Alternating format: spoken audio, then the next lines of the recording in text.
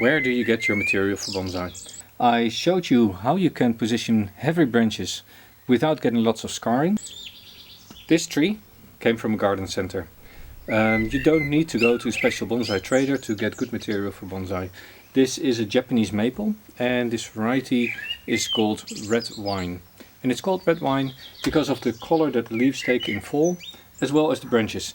They go a dark purple and they just look like somebody spilled a big glass of red wine over it. This maple originally came from a garden center, and over the last 3 years I've mainly been working on cutting it back. You see a big pruning side here, there's another pruning side there, and on top there's another one. So this effectively was grown from a much bigger maple tree, cut back repeatedly, and now we're getting towards the point that slowly it starts to look like a bonsai. The reason I bought this tree originally is not visible right now because now it is buried all the way. The nabari of this tree exceptionally well developed.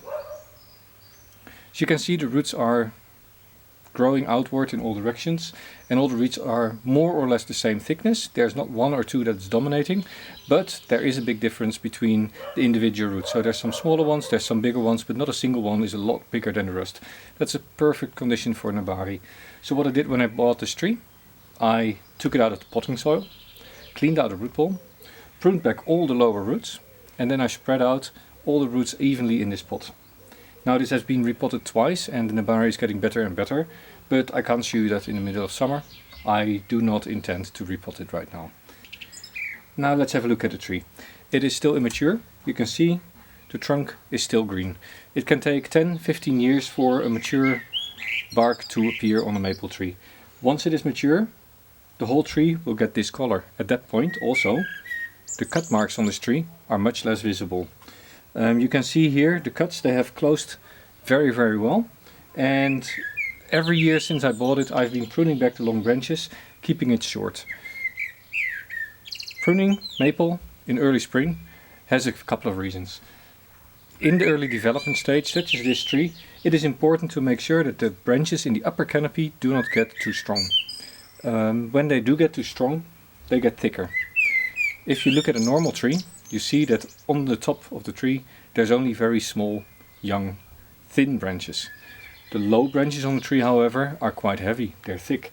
Often the first branch is up to 1/3 of the main trunk. Now how do you get this in bonsai? The main way to do this, cut back the upper branches.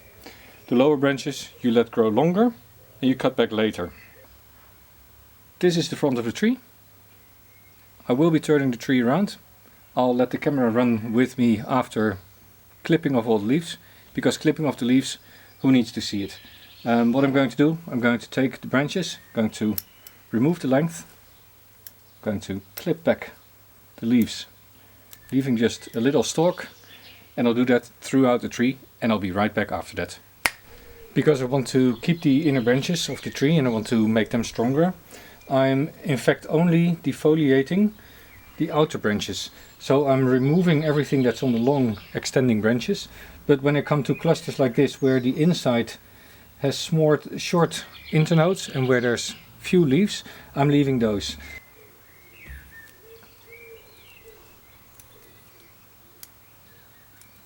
As I'm pruning, it is clear why you need to prune this in the middle of spring.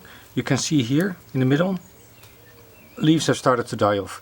This is a clear direct result of the tree not getting enough light on the inside, because the canopy was so dense, the leaves on the inside just don't get any more light and the tree decides it's not worth my effort keeping them. So they die off and slowly but surely the inside of the canopy becomes empty. So with the foliage gone, we now have a good view on the tree, and this is the front of the tree as you are seeing it now. 1 cut, 2 cut, 3 cut and a big cut here in the back. You see that last year I let a main branch just grow tall, and we have the first branch which also acts as a back branch. We have a second branch, then the official first back branch, again a left branch, and then the canopy moves to the right, and here there is the new leader for the canopy. Eventually I'll cut this off. We have 3 branches. This is typical for maple, where you have a leader and in each attachment of the leaf there is a bud that will sprout and start growing as you remove the growing tip, which means that we have to go through the canopy, and we see that there is branches here to both sides, which is okay. Here I've already removed the side branch. This one I don't want to get very strong to the inside, so I'm going to shorten it. Here we have to choose whether we want to keep both of them, and I'm going to say no, because I don't want this to extend much further. I'm keeping one short and one a little bit longer. Here there's a cluster of 4 branches coming out. 1, 2, 3, 4. And I only want 2. Or I could decide I don't want this whole cluster. I've got a nice side branch here and a small one here. In fact, that's what I'm going to do. Now I know this is setting the tree back.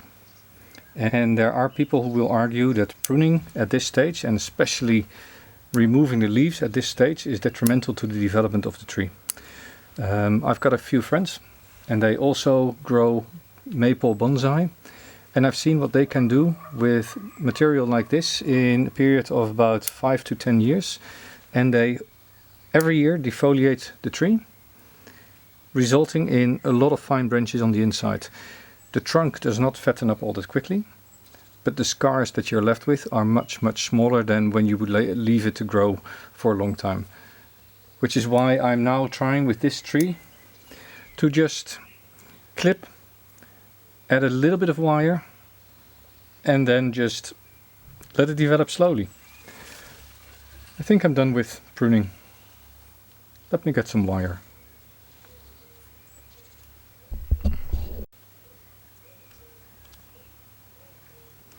Make sure the wire is attached to a branch that can't bend, so that you can actually position the branch that you want to bend.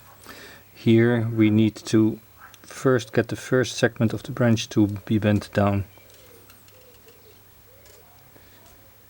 And as before, we need to anchor the wire, and we'll do that to the other side branch, like this. And now I can move it into position whichever way I prefer. Here we have a nice example of a branch trying to reach the stars. With a little bit of wire and a little bit of movement, it will end up here in the canopy. Let me do that.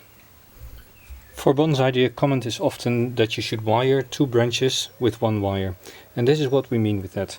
You have a side branch here and we have a side branch there. By taking a wire for this branch, wiring it out, and then taking that same wire around the main trunk, leading it upward, taking care of the leaves. Oh, I'm so bad at demonstrating this. Then you come up around the back. You can wire the same branch with this wire. And this is good because now the wire does not influence what's happening here.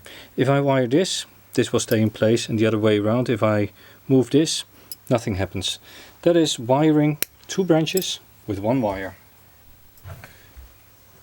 For most branches the 1mm aluminium was enough, but here there's a branch that I seem to have forgotten last year when I was wiring. In fact, there is a 3-way split, so I'm going to remove one of the bigger branches. I'll leave a bit of a stub, otherwise in wiring I might break off, and I use 1.5mm of wire here on this branch. Anchorage is a little difficult, so I'll try and get it to fix here, over, around the little branch there. Make sure that you don't break it off. The leaf is already connected. There we go. And now up and around. And here in proper wiring fashion, I'll loop once around this thinner branch, but not more, just to provide a hold. Now I hope that this is strong enough to actually hold it in place. Let's see. Perfect.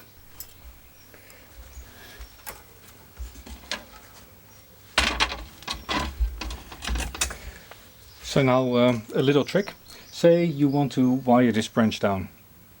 It is quite heavy already, and if you put wire around it and leave it for the season, which is what is needed to put it, for instance, in this position, the wire will start to be swallowed by the bark. It is biting in. So what you can do is you use a tension wire, and particularly For that reason, I'm using plastic pots when I'm developing young trees. This is how you go about it. I usually take my scissors, I make a tiny little hole in the edge of the pot. I take a wire, slide the wire through the hole and connect it. I bring it up and I loop it around the branch that I want to keep in place.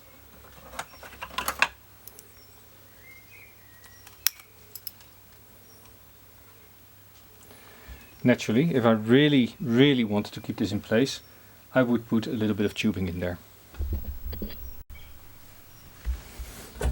Yeah, I hear you.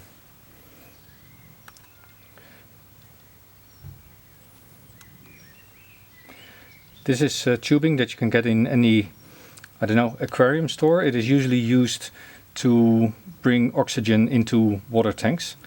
I just bought a bundle, a few bucks for 20 meters or so. What it does, it reduces the pressure on this point in the branch. It spreads it out over this broader area, and as such you don't get marks all that quickly on your branches. This way you can easily position larger branches without getting it to bite into the tree. I would say we're pretty much done here. 2 more branches in the back, and then it's time for me to take a break, go inside, I don't know, maybe watch some television, see whether there's anything about bonsai on YouTube. I hear that Blue Sky Bonsai always has nice videos. In fact, also Blue Jay Bonsai. Interesting. I'm not sure whether they're friends or not. Blue Jay, Blue Sky, maybe.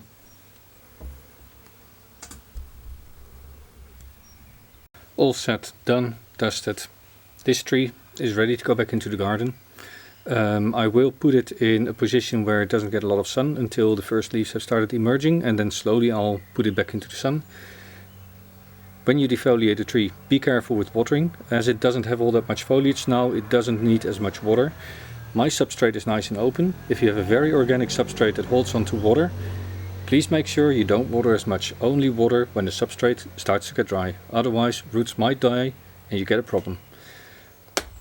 It's been 3 weeks since the styling of this tree, and as you can tell, it's happy, healthy and growing. Aren't maples great? And all that there's left to do, I think, is to look at what I have here. This is mesh, it is drywall mesh. In this case I put it on top of my substrate. If a bird comes and they think there's something nice in the substrate, they'll sit on the pot, they'll start picking away, and the mesh moves. So they can't actually get with their beaks in the substrate. That way my nebari is safe, the birds won't dig in my pots, and after a little bit they give up and they leave. Hang on a second, that was too far. Operator, can you rewind please?